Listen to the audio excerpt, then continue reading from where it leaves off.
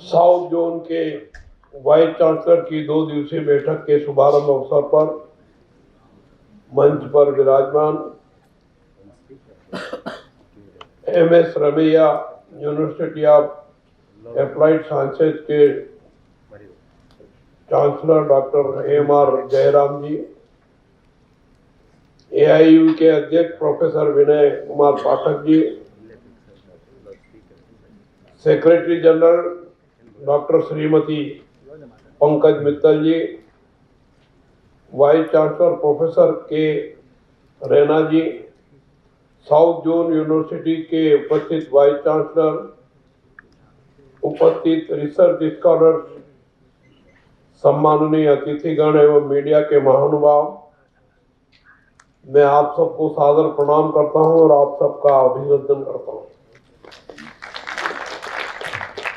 प्रसन्नता का विषय है कि भारतीय विश्वविद्यालय संघ द्वारा उच्च शिक्षण संस्थानों में उद्यमिता और स्टार्टअप को बढ़ावा देना जैसे अत्यंत समसामयिक एवं राष्ट्रीय महत्व के विषय पर दक्षिण क्षेत्र के वाइस चांसलर की बैठक 25-26 का आयोजन किया जा रहा है।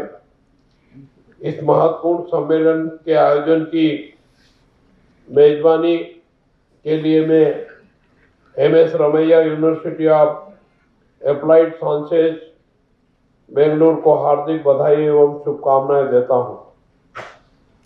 1925 में स्थापित भारतीय विश्वविद्यालय संघ देश के उच्च शिक्षा तंत्र की एक महत्वपूर्ण शीर्ष संस्था है। स्थापना के समय से ही यह संस्थान देश के विश्वविद्यालयों के बीच समन्वय, गुणवत्ता, संवर्धन और राष्ट्रीय एकता को सुदृढ़ करने में अहम भूमिका निभा रहा है। साथ ही यह शोध, नवाचार, डिजिटल शिक्षा और राष्ट्रीय शिक्षा नीति के प्रभावी क्रियान्वयन में सक्रिय सहयोग कर रहा है। एआईयू खेलों के क्षेत्र में भी उल्लेखनीय योगदान देता रहा है। अखिल भारतीय अंतर विश्वविद्यालय प्रतियोगिताओं के माध्यम से अनेक राष्ट्रीय और अंतर्राष्ट्रीय स्तर के खिलाड़ी देश को दिए हैं, जिन्होंने देश का नाम रोशन किया है। यह जानकर प्रसन्नता होती है कि डॉक्टर सर्वपल्ली राधाकृष्णन जी और डॉक्टर जाकिर हुसैन जी और डॉक्टर श्यामा प्रसाद मुखर्जी जैसे महान व्यक्तियों ने भारतीय विश्वविद्यालय संघ के अध्यक्ष के रूप में दायित्व निभाते हुए सेवाएं दी है। भारतीय विश्वविद्यालय संघ ने अपने 100 वर्षों की इस गौरवशाली यात्रा में निरंतर प्रगति की है और भारतीय उच्च शिक्षा की गरिमा और विरासत को आगे बढ़ाया है। इस 2 दिवसीय सम्मेलन का आयोजन भारतीय विश्वविद्यालय संघ की उसी प्रतिबद्धता का प्रतीक है जो भविष्य की आवश्यकताओं को ध्यान में रखते हुए और भारत की समृद्ध परंपराओं से जुड़ी शिक्षा प्रणाली के निर्माण के लिए सतत प्रयासरत है। मैं MS Ramaiah university of applied Sciences Bengaluru को भी इस प्रतिष्ठित दक्षिण क्षेत्र के कुलपतियों की बैठक की मेजबानी के लिए बधाई देता हूं। यह विश्वविद्यालय अपने दूरदर्शी शैक्षणिक वातावरण, अनुसंधान गतिविधियों, नवाचारी शिक्षण पद्धतियों और सर्वांगीण विकास के प्रति प्रतिबद्धता के लिए जाना जाता है, पहचाना जाता है। आधुनिक अवसंरचना, अंत विषय दृष्टिकोण और मजबूत उद्योग संबंधों के माध्यम से यह विश्वविद्यालय विद्यार्थियों को बौद्धिक और व्यक्तिगत दोनों स्तरों पर आगे बढ़ने के अवसर प्रदान कर रहा है।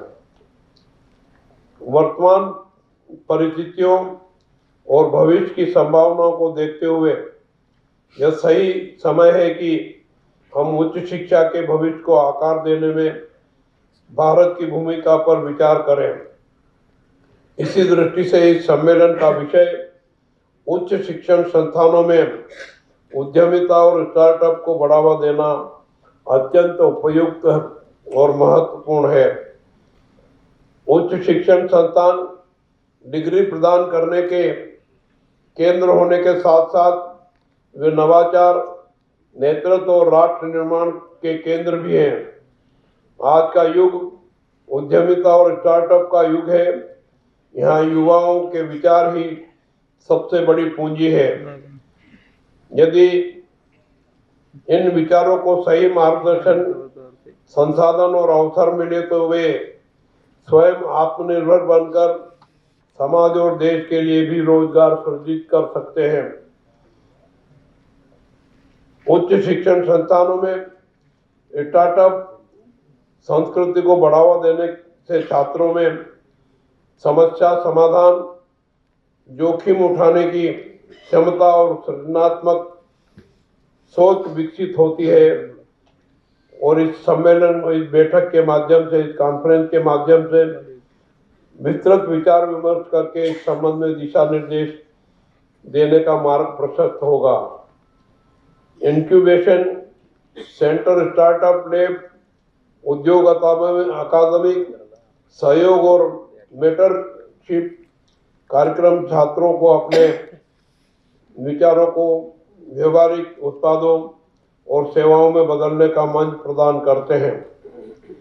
आज स्टार्टअप इंडिया और आत्मनिर्भर भारत जैसी पहले युवाओं को नवाचार के लिए प्रेरित कर रही है। आवश्यकता है कि शिक्षक, प्रशासक और उद्योग जगत मिलकर छात्रों को असफलता से न डरने और निरंतर सीखते रहने की प्रेरणा देते हैं। जब विश्वविद्यालय उद्यमिता के केंद्र बनेंगे तभी भारत ज्ञान आधारित अर्थव्यवस्था से नवाचार आधारित महाशक्ति की ओर अग्रसर होगा। आज का भारत ज्ञान, नवाचार और उद्यमिता के बल पर एक वैश्विक शक्ति के रूप में उभर रहा है। स्टार्टअप इंडिया, आत्मनिर्भर भारत और मेक इन इंडिया जैसे राष्ट्रीय अभियानों से यह स्पष्ट कर दिया है कि देश का भविष्य डिग्रीधारी युवा के साथ साथ रोजगार सृजक युवा तैयार करने में निहित है।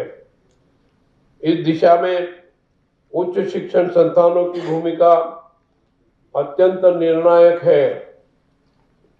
मुझे बताया गया है कि इस सम्मेलन में विद्यार्थियों में उद्यमशील सोच विकसित करने हेतु शिक्षा देंगे के लिए निर्णय लेंगे। टेक्नो नेशनलिज्म को बढ़ावा देने के लिए इंक्यूबेशन और इनोवेशन केंद्रों की स्थापना करने के लिए दिशा निर्देश देंगे। स्टार्टअप विकास के लिए विश्वविद्यालय उद्योग सहयोग को बढ़ावा देने के ऊपर विचार करेंगे। ऐसे विषयों पर भी चर्चा की जाएगी। ये तीनों उप विषय भी अत्यंत सार्थक है। दक्षिण भारत ने सदैव शिक्षा और विज्ञान और प्रौद्योगिकी के क्षेत्र में नेतृत्व प्रदान किया है। बेंगलुरु जैसे शहर ने यह सिद्ध किया है कि जब शिक्षा, अनुसंधान और उद्योग एक साथ आते हैं तब वैश्विक स्तर के स्टार्टअप और नवाचार जन्म लेते हैं। हमें इस मॉडल को देश के अन्य हिस्सों तक पहुंचाने की आवश्यकता है। देश के विकास में सहभागी बनाने के लिए युवाओं को ज्ञान व प्रौद्योगिकी, नवीनतम विधियों से परिचित कराने की आवश्यकता है, जिससे अपनी कार्य दक्षता का उपयोग कर स्वरोजगार की ओर प्रेरित होकर देश के विकास में अपना योगदान दे सके। हमें प्रकृति और संस्कृति के संरक्षण हेतु हर संभव प्रयास करना चाहिए। जलवायु परिवर्तन के खिलाफ लड़ाई में डिजिटल समाधान भी सहायक हो सकते हैं। इस दिशा में विश्वविद्यालयों को प्रयास करना चाहिए। मैं यह भी कहना चाहूँगा कि उद्यमिता केवल आर्थिक समृद्धि का माध्यम नहीं है, बल्कि यह सामाजिक परिवर्तन, स्थायी विकास और समावेशी प्रगति का भी सशक्त साधन है। विश्वविद्यालयों को ऐसे स्टार्टअप को प्रोत्साहित करना चाहिए जो ग्रामीण विकास, स्वास्थ्य, शिक्षा, पर्यावरण और डिजिटल समावेशन जैसी चुनौतियों का समाधान प्रस्तुत करें। अंत में मैं भारतीय विश्वविद्यालय संघ को इस सार्थक विषय के चयन के लिए बधाई देता हूं और MS Ramaiah university of Applied Sciences को इस सम्मेलन के सफल आयोजन के लिए शुभकामनाएं देता हूं। मुझे विश्वास है कि 2 दिवसीय कॉन्फ्रेंस में सकारात्मक गुणों पर विचार होगा, सकारात्मक बिंदुओं पर विचार होगा और भविष्य का मार्गदर्शन करने के लिए कुछ न कुछ अच्छे उपाय खोजे जाएंगे। मुझे विश्वास है कि इस सम्मेलन से ऐसे ठोस सुझाव सामने आएंगे जो उच्च शिक्षण संस्थानों, सरकारों और शीर्ष शैक्षणिक निकायों को नीतियां बनाने में भी सहायक सिद्ध होंगे। धन्यवाद। जय हिंद, जय भारत, नमस्कार।